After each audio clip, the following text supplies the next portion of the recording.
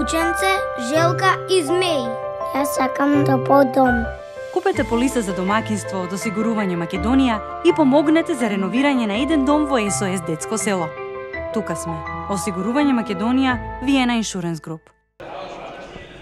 Го победивме Чиле, завршивме на 15-то место истеко во Франција. Сега можеме да дадеме и конечна анализа или конечна оценка за нашиот настап на овој мондијал. Добро, прво за овој надпревар. Овие се моето искуство кажува дека се најтешките надпревари за играње, поготоа за постарите, поискусните, и затоа сакам да и честитам 7-ми надпревар во 11-12 дена.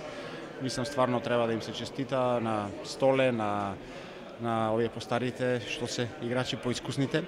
А секогаш е добро да се заврши со победа. Видовте, не беше лесно. Мислам дека Чиле е репрезентација едно ниво пониско од нашата, меѓутоа денеска во спортот за да победиш треба секогаш да даваш 100%. Многу тежок надпревар за играње, психолошки пред се, но како што кажав, најважно е што победивме и сега, ајде, како да кажам, може полесно се дише да кажам.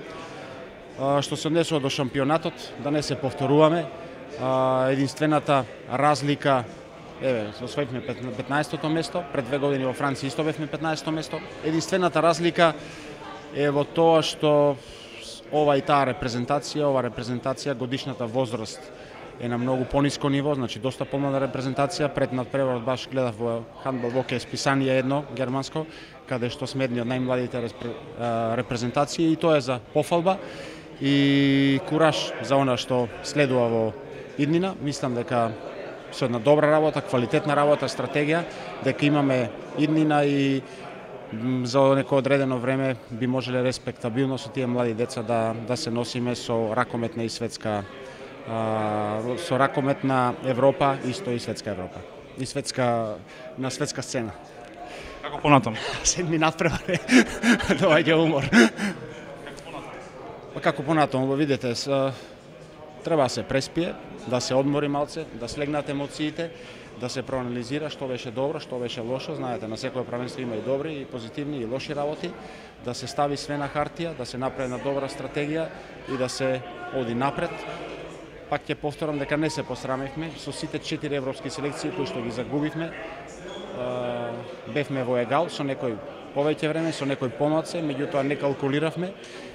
Во ниеден момент, значи го дававме максимумот, не успеавме да победиме, бевме блиску со Исланд, бевме блиску со Хрватска, до 55-та, 56-та минута, со Шпанија дадовме едно добро полувреме. Мислам дека многу зицери вчера промашивме Русија, исто можевме да го решиме на преварот во наша полза. Тоа се тие овие впечатоци на кои што треба се обрна внимание. Многу промашени зицери, дојдено до шанса, одбраната во одредени надпревари делуваше многу добро, а денеска многу послабо, затоа што мислам дека имаше пад на концентрација и, ајде да не кажам немотивираност, едноставно дефокусираност на играчите со оглед на тоа дека е 7-ми надпревар и противникот беше Чиле. Меѓутоа победата е најважна, да преспиеме, да видиме што е како е, да анализираме и само со една квалитетна стратегија и работа мислам дека ќе бидеме блиску со најдобрите во Европа и во светот. Сегогаш има реакција во јавноста откако ќе излезе список за некој големо надпреварување, не се најде овој, не се најде оној. Ти лично сметаш дека ова е најдоброто што го имаме од Македонија или може некои други играчи да се најдат во ростерот? Јас сум долго време во репрезентација, кога беа македонски селектори уште повеќе имаше реакции, сега од кое странски селектори има многу помалце реакции, меѓутоа секој има свој вкус, сите спортски работници, ракометни работници, секој има свој вкус и свој. Сепак тој што е селектор и тренер, а на него одговорноста, тој си ги одбира играчите и одговара за тоа.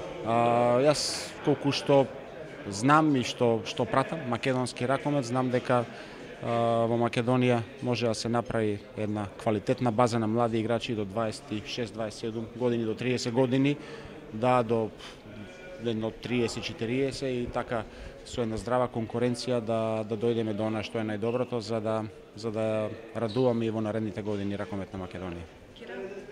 Кажа позитивни и негативни работи. Можеш ли да извоеш позитивни работи на ова светско првенство, пошто за негативните ќе треба анализа и не треба да се збори? Па не, ја би ги кажал и позитивните и негативните, меѓутоа сега е малце тешко тоа да се каже и затоа што треба да се отспие, да се проанализира добро и да се види секако дека имаше и позитивни и негативни. Една од најпозитивните тоа што бевме една од најмладите репрезентации на правенството. Негативни. Дали пријатно изненадана некој од играчите? Па сум. Јас цврсто верувам, видете, овие играчи, голем дел од нив се за прв пат на големо надпреварување и нормално е да има грешки, да има некоја трема, меѓутоа многу ќе им значи, до наредниот собир јас очекувам дека ова многу ќе им значи и веќе на надпреварите со Исланд во квалификациите за Европското првенство. Очекуваме многу повеќе од нив и сум сигурен дека ќе биде така, затоа што се соочија со вистината, видоа кај се, видоа дека за да се биде на ова ниво, дека треба уште повеќе да се работи, дека секој ден е нов ден, дека секој надпревар е нов надпревар и мислам дека ќе се погледнат секој индивидуално во огледало и едноставно ќе знаат дека ако некој се посрами или не одиграл добро, дека нема да си дозволи по втор пат да биде така и мислам дека се они свесни, интелигентни момци и ќе го направат тоа и ние ќе имаме голема придобивка.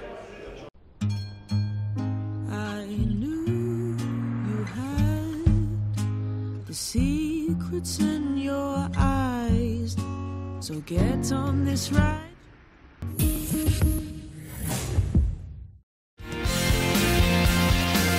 Разликата е во квалитетот. Сега со нови поволности за корисниците на картичките Верна. Само на бензинските на Макпетрол.